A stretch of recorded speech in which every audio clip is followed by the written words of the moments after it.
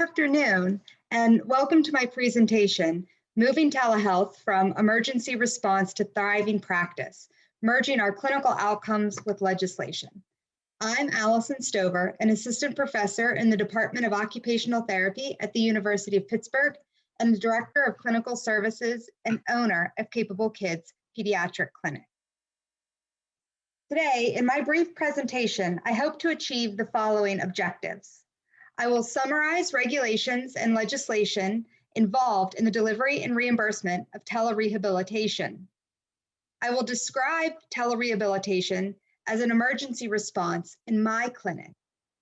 And I will suggest a framework to move the practice of telerehabilitation during the COVID-19 pandemic to permanent regulation, legislative, and reimbursement changes. When we discuss the regulation of telerehabilitation practice, we must discuss three very different contributors to the actualization of this practice. Let's start with the federal laws and agencies. The first and possibly most influential in this arena is CMS, but we also see involvement from the Drug Enforcement Administration and the Department on Health and Human Services. Federal legislation such as HIPAA, FERPA, and the Controlled Substance Act play a role to a certain extent as well. Then there are some of the less obvious federal legislation that may have an impact on telemedicine practices, such as the Anti-Kickback Statute, False Claims Act, and the Stark Law. Moving on to state laws and agencies, we are again going to look to Medicare and Medicaid, but now at the state administration level. And we must also take into account the licensure laws and practice acts within each state. And finally, we must be aware of the players that exist within the private sector and the implications of varied access to consistent and reliable broadband and devices that access the internet. Private sector enforcement can be difficult. As we saw with the implementation of the essential health benefits within the Affordable Care Act, federal legislation was able to provide incentive and recommendation, but an avenue to enforce required or mandatory participation was not immediately available. According to the Pew Center's Internet Project, smartphone use among Americans is about 2/3, and around 70% have broadband access at home. Yet disparities exist within these general statistics. The broadband numbers dip when looking at older adults and those with lower education levels, limited incomes, chronic health conditions or disabilities, or those who live in rural areas. Where we see things become particularly tricky in the legislative and consistent implementation of telehealth is the patchwork nature of the regulatory picture. State regulations by nature are confined to state boundaries. Any legislation on the books here in Pennsylvania, for instance, applies only to Pennsylvania. But telehealth doesn't know any boundaries, at least hypothetically. So without a more robust federal framework, providers looking to offer any kind of telehealth services have to be aware of various state laws and administer care accordingly. For example, my company, Capable Kids, is located in Pennsylvania. However, if one of my clinicians is tending to a West Virginian, then they need to adhere to West Virginia law. Or likewise, what happens when one of my clinicians is tending for a Pennsylvanian, but that Pennsylvanian has currently moved to North Carolina to take care of an ailing, older adult member of their family? Questions of jurisdiction become overwhelmingly complex, and without precedent, finding the answer can be a mountainous feat. Another potential barrier to widespread adoption is the state parity laws are largely loose and ineffective.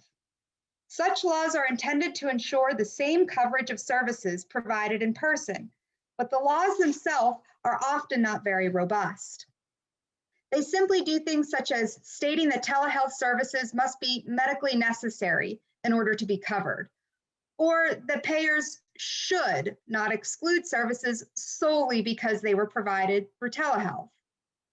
Telehealth parity laws are currently in effect in 39 states and the District of Columbia. Momentum came to a halt last year as payers, providers, and legislators and many states couldn't reach agreement on reimbursement levels for telehealth practices. We've seen 3 of these such parity laws proposed in Pennsylvania pre-pandemic without enough support to pass any of them.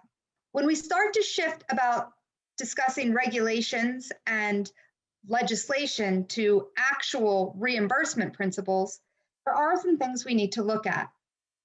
Pre-pandemic, within reimbursement structures, there were many nuances among states, as we discussed earlier. For all modalities, states may have restricted the types of services and specialties. They may have restricted the types of providers and the location of the patient in order to be eligible for reimbursement for telehealth service. For example, 48 states had some coverage for mental or behavioral health services provided via live video, whereas 8 states reimbursed for telehealth under their home health services, different reimbursement sources. In addition to that, 19 states allowed fewer than 9 provider types to receive reimbursement for telehealth. And this includes 4 states that allowed reimbursement only for physicians. 15 states in the District of Columbia did not even specify the type of provider permitted to be reimbursed under telehealth services. As we look at pre-pandemic, we acknowledge that 49 states and DC had some coverage for telehealth.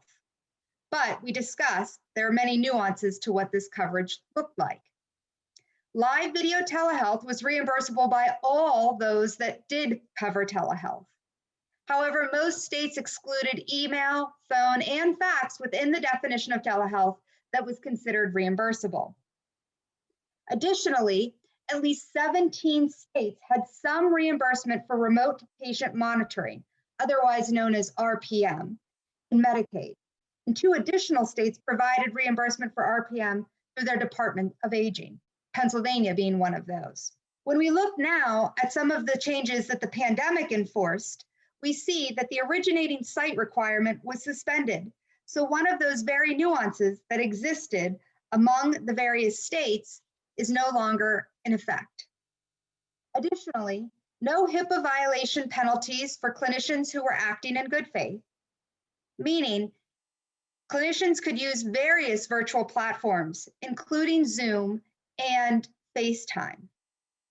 And then telehealth patients did not require an existing relationship with the provider. This meant that individuals could become new patients within their providers.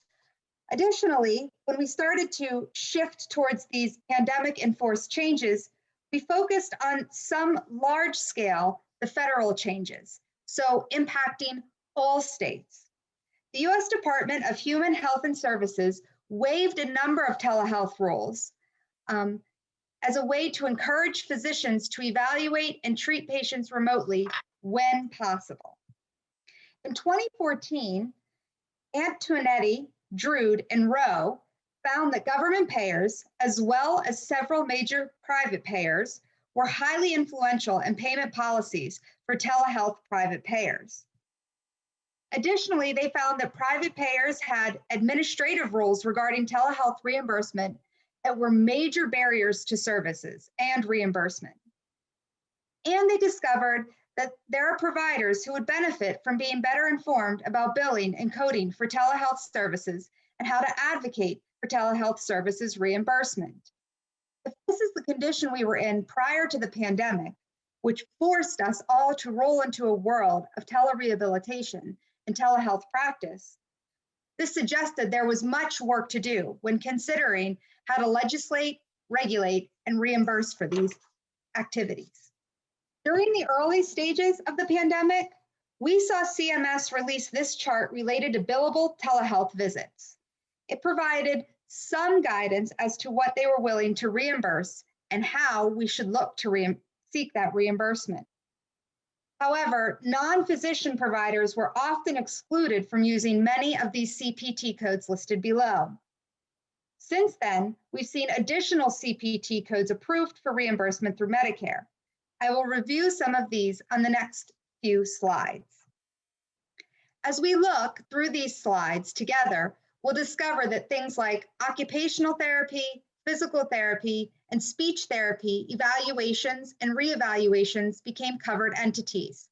But when we look through the status, we notice that they are covered entities available up through the year in which the public health emergency ends, meaning this is not something that is in continuous fashion, that it is a forever reimbursable factor.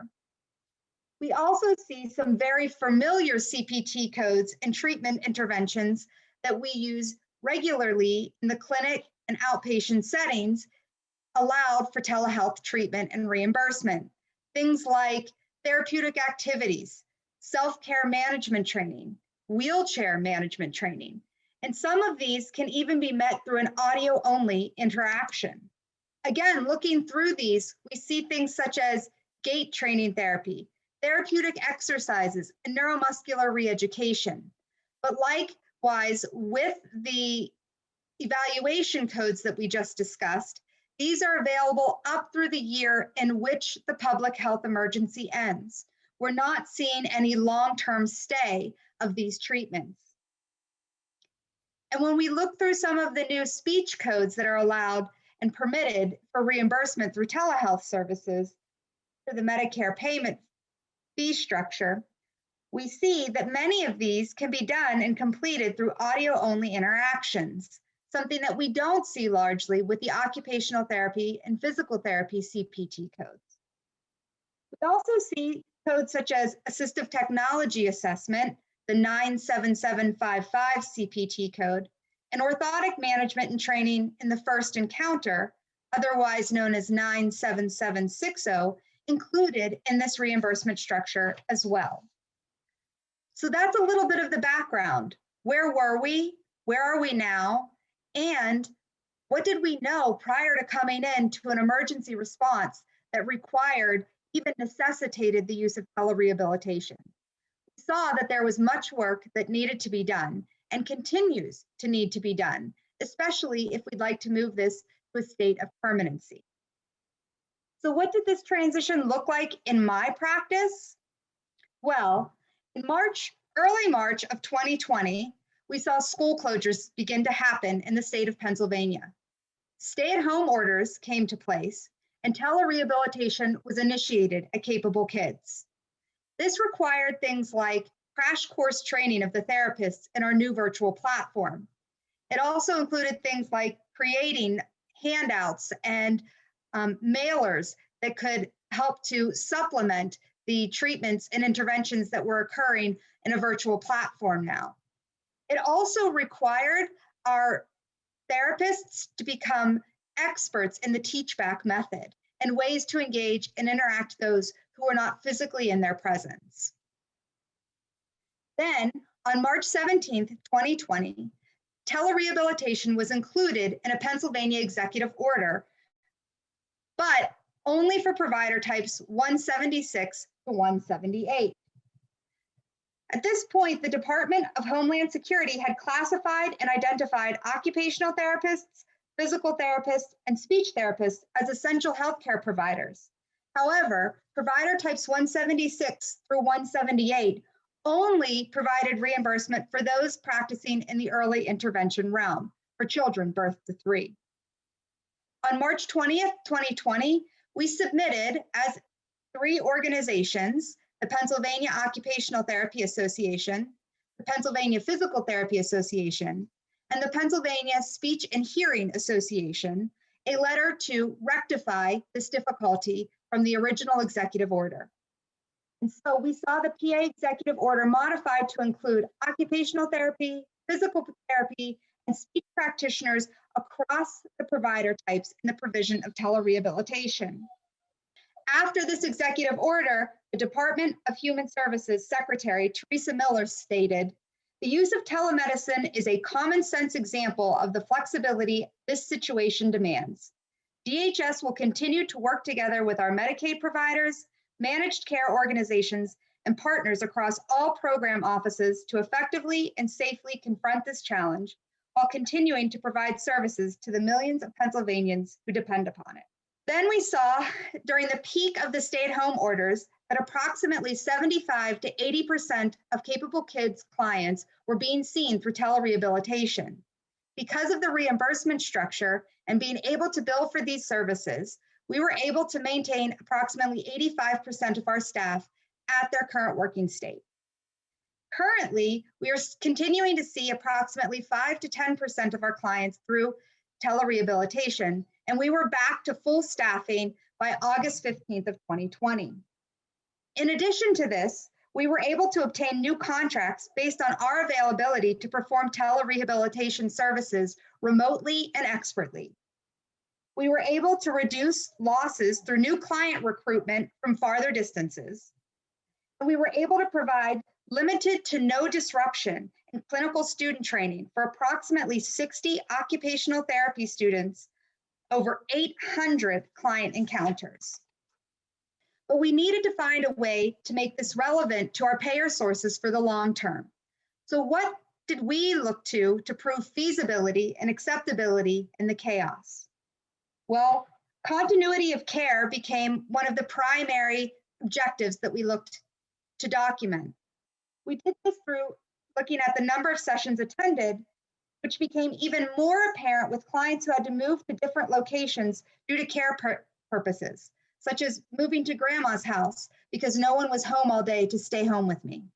We also looked at client satisfaction by providing satisfaction surveys to the clients that participated in telerehabilitation. However, the return rate on these was pretty minimal.